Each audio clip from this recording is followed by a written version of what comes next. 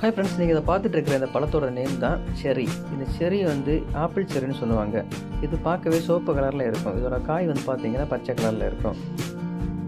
இது வந்து பார்த்தீங்கன்னா ஆப்பிளோட ஒரு வெரைட்டி தான் இந்த பழம். அதனாலேயே இதை ஆப்பிள் செர்ரின்னு கூப்பிட்றாங்க.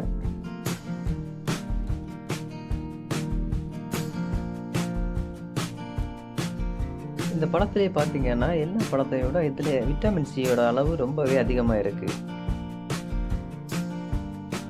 இந்த பழத்தோட சுவையை பார்த்தீங்கன்னா புளிப்பும் இனிப்பும் கலந்த மாதிரி ஒரு சுவையாக இருக்கும். அது சாப்பிடவும் ரொம்பவே சூப்பராக இருக்கும். வெளிநாடுகளில் பார்த்தீங்கன்னா இந்த பழத்தை ஜாம் மற்றும் ஒயின் தயாரிக்கிறது கூட பயன்படுத்துகிறாங்க.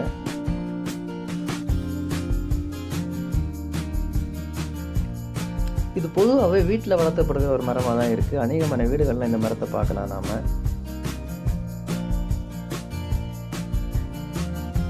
விட்டமின் சி குறைபாடு உள்ளவங்க இந்த பழத்தை தாராளமாக சாப்பிடலாம்.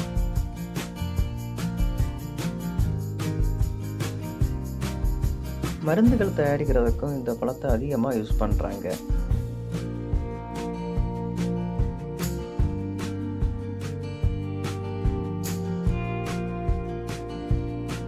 இந்த செரிப்பழ மரத்தை நம்ம நட்டு ஒரு 4 to 5 வருஷத்துல இது காய் காக்க ஆரம்பிச்சிருது.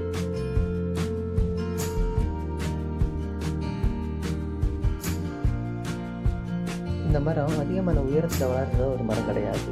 இது படர்ந்து விரிந்து வளர்கிற ஒரு மரமாக இருக்குது. அதனாலே இந்த காய்களை பறிப்பதற்கு நமக்கு கொஞ்சம் ஈஸியாகவே இருக்கும்.